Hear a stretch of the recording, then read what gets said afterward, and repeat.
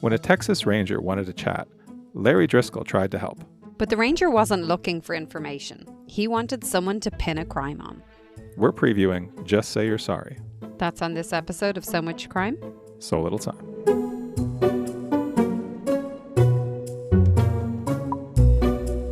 Welcome to So Much Crime, So Little Time. I'm Jeff. And I'm Dee, and in this episode we will introduce you to Just Say You're Sorry from Somethin Else, The Marshall Project, and Sony Music Entertainment. If you haven't listened to Just Say You're Sorry, that's great. This is one of our preview episodes. Here we only discuss episode 1 and introduce the series. No spoilers for what's to come. And you also find a link to Just Say You're Sorry in our show notes. In our next episode, we'll discuss the whole series, but right now we just want to decide if this is a crime that's worth your time. Before we decide that, Dee, before we get into the story, let's hop in the time machine. So the story that we're covering from episode 1 today is not about the actual crime, but about this person, Larry Driskill, at the center of this investigation. And that story starts in January of 2015. So for our time machine, we are going to rural Texas in January of 2015. All right, let's do some music. I have 1.5 songs. It's too easy. They're so easy. Like, you're gonna get these. It's like this is a. You say this, but recently I've been off my game. Where were you in January of 2015? Back in Ireland. All right, you're gonna get these. First song. This was a song that was number 1 for all of January on the Billboard Hot 100 charts in January 2015. It actually spent 14 consecutive weeks at the top. Did it make it to number 1 in Ireland? It topped the Irish singles chart, according to Wikipedia, including taking the Christmas number 1 spot, which was mentioned in Wikipedia. Why is that important? What is the Christmas number 1 spot? It's a song that comes out right before Christmas. Like, what's number 1 on Christmas Day is like a big thing, no? It is in Ireland and in England. It's not here. Okay. Well, anyway, this song was that. So in 2014, and then it was still on the top of the charts in 2015, early 2015. You know, I often ask you, did it make it to number 1 in Ireland, just to check if you've, researched. That like I usually don't give a shit. I just want to know whether you've given a shit. I look at the Wikipedia pages for these songs and repeat what's there. And there's always a chart that says country by country. Mm-hmm. Okay, instead of just jumping into lyrics, which I have the first verse, but instead of doing that, I am going to share with you 3 of my favorite metaphors from the lyrics to this song and see if you can get it before I get to the first couple of lines. All right. You ready? Metaphor number 1. I'm too hot. Make a dragon want to retire. That's the metaphor? Yep. Metaphor number 2. Smoother than a fresh jar of Skippy. Too hot. Goddamn. Got a police and a fireman. Too hot. Goddamn. Is that it? Say my name. I don't know. What song Bruno are you Mars? singing? Girl, give it to you. Girl, give it. What's the song? Uptown Funk. It's actually featuring Bruno Mars. He's not the main artist on it. It's Mark Ronson. Is it Uptown Funk? Uh-huh. Okay. That was song number 1. By the way, my third favorite metaphor was gotta kiss myself, I'm so pretty. Gotta kiss myself, I'm so pretty. Too hot. But if I'd started with the God beginning, damn. it's... Got the police and a fireman. Do you know the opening line? Uptown, funk you up. Uptown, funk you up. No? Of the verse. This hit that ice cold Michelle Pfeiffer, that white gold. This hit that ice cold Michelle Pfeiffer. Yeah. What a tune. Okay, moving on. Don't give it to you. My other song, this is a song that hit number 1 for 7 weeks. By January, it had fallen down the charts a little bit. It only hit number 4 in Ireland. And before I read the lyrics, because I think you're going to get this very quickly off the lyrics, I'm going to tell you 2 little snippets of reviews. First, Kitty Empire, great name, from The Observer, called the song an out-and-out pop song with an intriguingly skeletal undercarriage. It's a weird thing to say about a song. And then Corey Beasley from Pop Matters said about it, minimal production may sound bright and easy, but it's in fact has weapons grade professional pop. Weapons grade. Okay. Any guesses? Yeah. No. Let me start. This is the beginning, first lyrics. Nice to meet you. where you been. I could show you incredible things. Okay, you need to pause. The way you're reading it is so off-putting. That's the point. Magic. It's Taylor Swift. Yes. Meet you where you've been. Star-crossed lovers tell me I'm a stain, and you love the game. You want a clue? No, I just need a moment. She has a lot of lyrics. She does have a lot of lyrics. For the record, Dee has taken off her headphones, plugged her ears, and is quietly singing the song to herself, trying to figure out what the title of this song is. Normally, I cut this part where she's thinking it through just because it's just dead air. But this dead air is going on for over a minute. She is currently singing the entire Taylor Swift back catalog, trying to figure out what this is. It's one of Taylor Swift's biggest hits.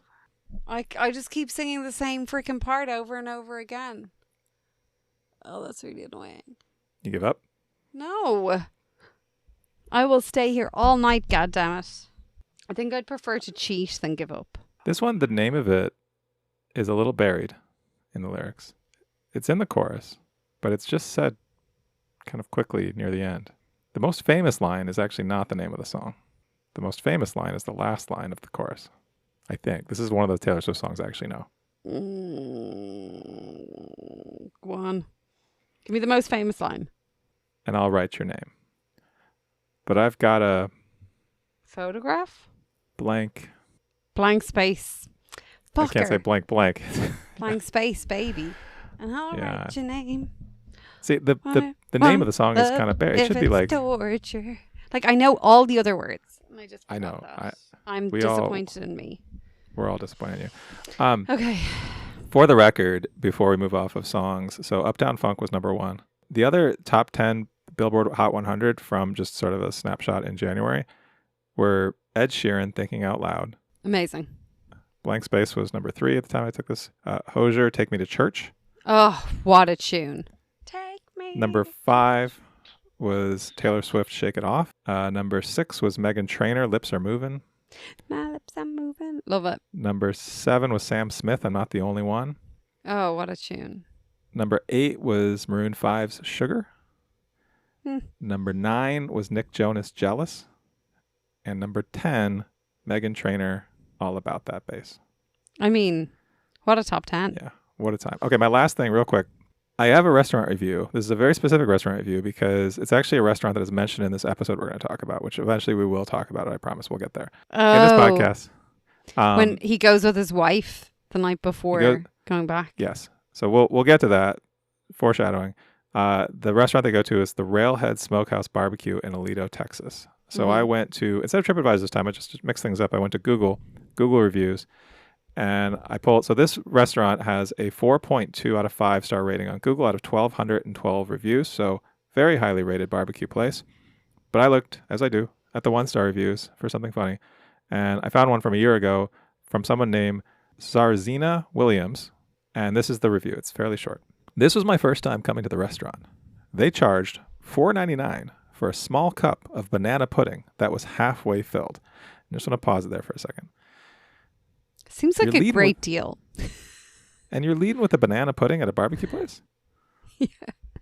Okay. Then we get to the meat. The ribs were old. They were like dried out. How old? Like ones. They were like dried out, like ones that you did not sale. There's not really any punctuation here. Like ones that you did not sale. No. So you warm them up the next day and put out. This was a horrible first experience, and it was really overrated. And the man in the window was nice, but he told her a nice lie. Everything I just said was all one sentence with no commas or periods or anything. Told her a nice lie? What was the nice lie? I don't know, but there's just two more quick lines. The food was not good, nor was it fresh. This person doesn't use punctuation, but they use nor. And then last line. Whom shall I talk to about this? There's a real kicker at the end. This was definitely a lesson learned. Do not try new places. love that it was at the window. So she obviously went to a drive-through. Like, if you're going to a drive-through, your expectations aren't going to be high. Wait, where did you get your... Oh, the man on the window was nice. It might be like one of those places you walk up and order at a window. I feel like that's a big thing at barbecue places. Oh, yeah. That's fair. Anyway, we never heard the lie. We heard the banana pudding, all the details with the banana pudding. Anyway, that was our bad review of the Amazing. Otherwise wonderfully reviewed Railhead Smokehouse in Aledo, Texas. All right, that was our time machine for today.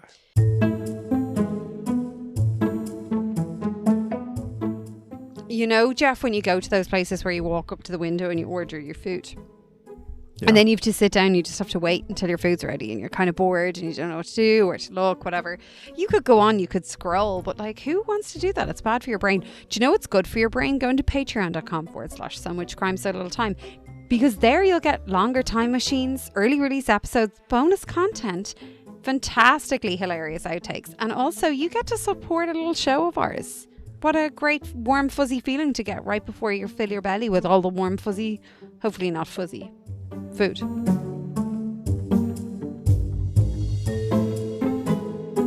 All right, Dee, let's talk about Just Say You're Sorry. So this podcast came out in 2023. The host is Maurice Chammah. Maurice is on the staff at the Marshall Project, one of the makers of this podcast. Maurice has a wonderful biography page on the Marshall Project website. Maurice was a musician before getting into journalism. One cool thing that I noted, Maurice was on the team at the Marshall Project that won a 2021 Pulitzer Prize for national reporting, and has a note in his bio saying, I believe this work shouldn't be all doom and gloom. And so during my decade here, I spent a lot of time on art, music, and ways people help one another behind bars. Also, working on a book, working title is Arab/Jew. So... a little bit about Maurice. Okay, so there's 6 episodes of this podcast. Each one is roughly 45 minutes, although the first one's only like 30 minutes. So, but I think the rest of them are about 45 minutes. And quick note about the Marshall Project, if you're unfamiliar with them.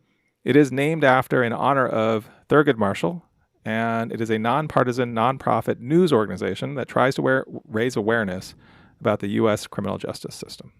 Jesus, they must be busy right now. Yes, Sorry. I'm sure they are. What's episode 1 about? Okay, so we're in rural Texas. Larry Driskill is working one of his jobs when he gets approached by a Texas Ranger, Jim Holland. Holland wants to ask Driskill about a cold case.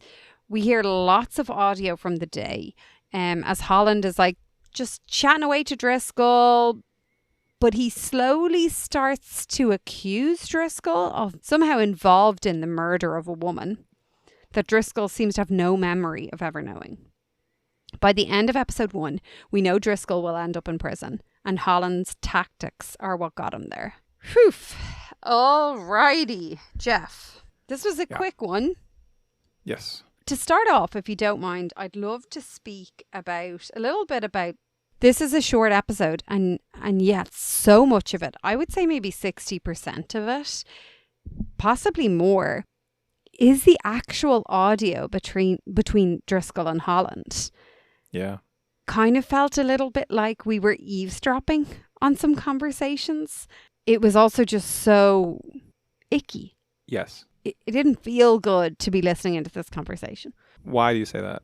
Because I agree. I'm just curious why you say that. You were a teacher. Yes.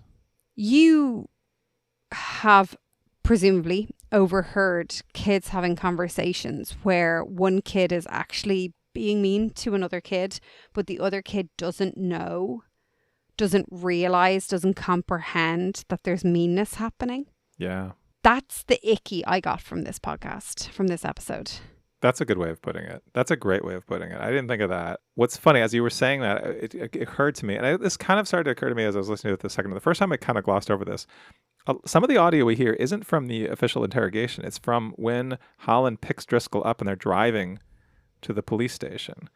Which, yeah, he doesn't know he's being recorded. Yeah, and I think part of what makes it like what you're describing of like the 2 kids you're overhearing and one doesn't realize what's happening is that we don't really get much of the part where Holland is accusing Driskill of being the murderer. Most of what we get is Holland just being very like fake friendly, chatty, kind of a nice guy, and we know he's not. Like we know where this is going and we know how it ends up. And so it's all sort of subtext. It's not out in the open. Yeah. I think what's interesting to me, though, is we are presented with this story from the get-go that Driskill is in prison. Right. We know he's in prison. Maurice is going to visit him in prison. So we're aware that Driskill's in prison. So we're aware that Holland put him there. But we're also aware that Maurice doesn't think Driskill should be there. So we know this already. So when we're listening to this, we get that icky feeling. We get that feeling that something's not right. It's kind of unsettling to listen to this because we know what's about to happen. But Driskill is being kind of naive and just trusting in the authorities. However, if we talk about Detective Matt Hutchison, who we love bringing back up from the Karen Stitt case, there was a lot of, I don't mean to say underhanded is a bad word or phrase to use here because I don't mean it in a negative way. He used a lot of tactics to figure out who was the murderer in numerous cases. But we were always it was always put forward in, like, the context was always that he was a good guy. Do you think that we're getting this feeling towards Driskill and this feeling towards Holland because of how this is being teed up for us? Or do you feel like what he was doing wasn't fair? It's interesting to contrast it with Matt Hutchison because, yeah, what you're saying is totally true. I think it's something I was definitely thinking about as we listen to this because at first I was like, where is the sort of narrative tension here? Like, what is the mystery here? Because we know, we're told Holland is a bad guy. We're told Driskill didn't really do it. We're told, like, but are we told Holland is a bad guy? We're told Holland has a record for solving cold cases, and that's the same thing with Matt Hutchison. But I feel like the sort of agenda of this podcast is open. The Marshall Project and Maurice, our host, like, his whole focus is on innocent people in prison.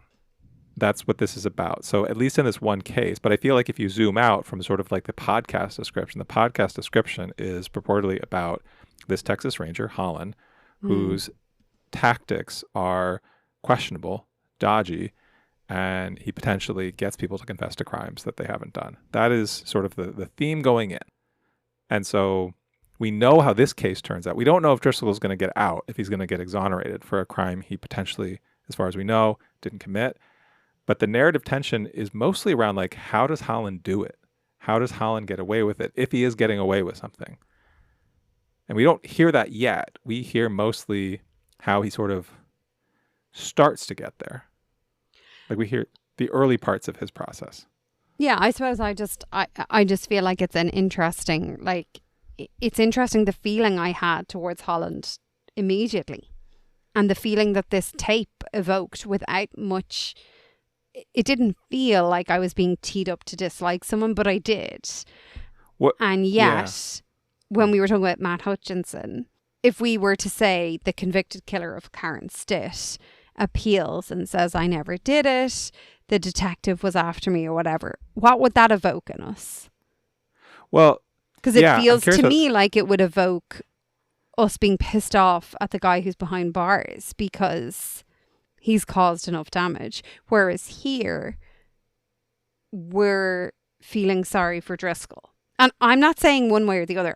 It was something that I noted throughout. I had feelings and I couldn't quite put my finger on it. And it was a weird situation.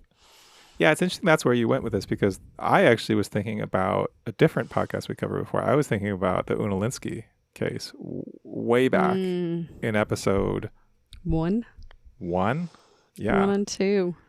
So 100. That's so long ago. That's last year. So much younger then.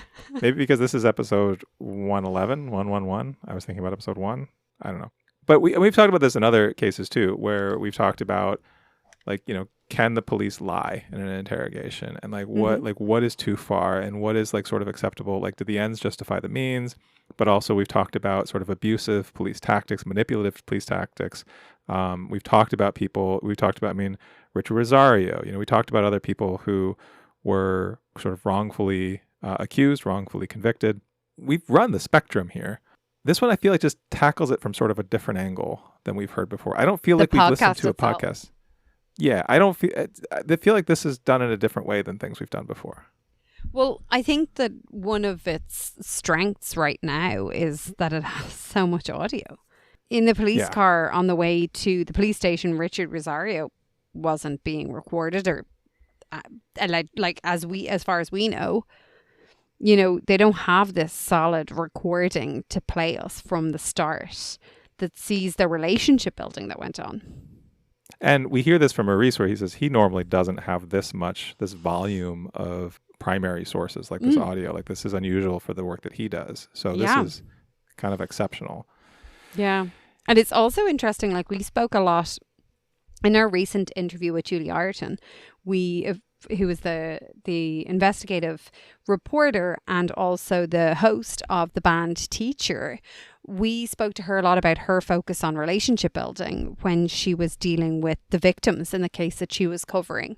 This is like, because we thought it was so amazing. She dealt with it so well, and we were very impressed with, the connection and really focusing on the victims. Here we see relationship building in a like fucked up kind of way, like in the negative, in the manipulative kind of way. It's interesting. I'm really curious to see, like, this is a very short podcast. And I am curious to see how much we're going to get into that. Like, also, like, are we going to focus exclusively on this case? Or are we going to talk about other cases? Is our opinion of Holland going to change the more we hear? Yeah. Be interesting. I'm curious too. One thing I wanted to ask you. So this is a very Texas podcast. This is a very Texas story. I loved that Maurice was like straight away, like, you hear that Texan, I don't know, was it Southern, that Texan drawl? That's because he's from this area. And I loved that context setting for someone who's never been to Texas before, but who has watched Walker, Texas Ranger. Yeah, Walker, Texas Ranger gets a shout out here. I know. The way it gets a shout out here, I think, is notable because do you remember how it gets referenced? It was like it's Driskill. Yeah. Who says it. Yeah. Driskill's like the only Texas Ranger I know is Walker, Texas Ranger. And he lives in Texas. He's never met one before. Yeah. One other thing I want to ask you about the Texas thing is just like how did you do? There's one point where Maurice refers to Driskill, his voice being kind of like one of those King of the Hill characters. Have you seen King of the Hill? King of the Hill, from memory, was always like straight after The Simpsons on a Sunday. And I think we weren't allowed to watch it. Was it like a more adult type cartoon? Or maybe it was because our dinner was nearly religiously at 6:30 every Sunday. So 6:30 every Sunday, we'd be called in for a dinner. King of the Hill is the same guy who made Beavis and Butthead, but also Office Space, Mike Judge. And it's one of those shows that I feel like was kind of quietly just lasted a long time and is, in hindsight, like exceptional television. And definitely worth checking out if you're unfamiliar with it. It's just, but it's very Texas. It's a great show. Very funny. Walker, Texas Ranger, I'm guessing, hasn't aged very well. I don't know. I haven't seen it in a long time. I mean, honestly, what in the 90s has? One other question I had for you. So there is a murder. There's a cold case at the center of this. And we just hear at the very end, I think it's Bobbie Sue Hill is the name of the woman who was murdered. But she's not really talked about at all. It's just alluded to. How do you feel about that? Like, she's essentially not here in episode 1. I feel like it's very clear, but like everything in this podcast, the trailer, everything, this isn't a focus on the victim, the murdered victim. This is a focus on a victim of a different kind. And I suppose we have to like broaden because it is a big thing we always talk about as victim first, but we have to broaden our definition or how we see the victim. Because Driskill's a victim potentially. Yeah. That's a good point. Yeah. I love the little tidbit about him and his wife meeting. Oh, yeah. We get Driskill's backstory. And 3 months and they were engaged. Married for Yeah. 30 something years. They obviously didn't last it once he went away. sure. But then, yeah, their last kind of meal together, his last meal before he gets locked up is at this barbecue place that we talked about in the time machine. I hope he didn't get that banana pudding. We didn't hear about the banana pudding. It was an interesting little note that actually reminded me of Blind Plea, where he talked about Maurice, the host, talked about how Driscoll remembers, like he can't remember this crime that he allegedly committed, anything about it. He can't remember being in this place. He can't remember this woman, but he remembers exactly what he and his wife both ate and drank that night at that restaurant, because of course he does. It was his last. It was an insignificant moment in his life, which is an interesting contrast. And he doesn't quite explicitly say this, but like contrast that against, like, you'd think if he murdered this woman, he might remember it. It's a hard thing to forget. So But they tee up that question of you know, how long it would take you to just start, you know, admitting to things that you didn't do. Yeah. Kind of got me thinking of, like, it's an impossible situation to put yourself in. But it's interesting to think of how long it would take someone. I think what's interesting about that, what I found really interesting about that was it's not that he's being tortured. And you hear about that a lot, where if you get tortured, you'll just admit to anything just to make the torture stop. And that's why torture is an ineffective tool in interrogation. But here, it's more about sort of just like mental manipulation, like trying to tell you, like, no, you were there. Like, and here's evidence that you were there. Maybe that evidence is made up. But I think in some ways that can be super effective. I feel like, I don't know, I was going to ask you this. Like, sometimes I mean, everybody like misremembers things, right? Or like you're convinced that something happened, or yeah. And I mean, how is this any different than like, well, he's telling me I was there. He has these, like, my car was spotted there, and maybe he's right. He seems really sure of that. And maybe I am just like, it's just a blip in my memory. Like, I feel like that happens on, you know, innocent things, little things all the time. So it seems like as an interrogation technique, really plausible and potentially effective. But it also, like, that I was thinking about in the context of, we hear from Holland where he says when he first meets Driskill how he has like a perfect record with cases, of closing cases. And we know enough to know that can't possibly be true. How eager are you to keep listening? Oh yeah, it was kind of annoying that we listened to this like a couple of days ago, and I was like, I'll just listen again, I presume. No, I think it's going to be a quick listen, and I think it's going to be really interesting. Yeah, I also almost just, honestly, some of this is just our scheduling, but I almost just went ahead and started listening ahead, and I thought, well, that's not what we do here. So I like the name of it. It's kind of creepy. Just Say You're Sorry. Yeah. So sometimes say that to my kids. I know I'm not supposed to. Don't force the apology. Model the apology. Great. That's my exasperation with that type of parenting, even though I try and do it sometimes.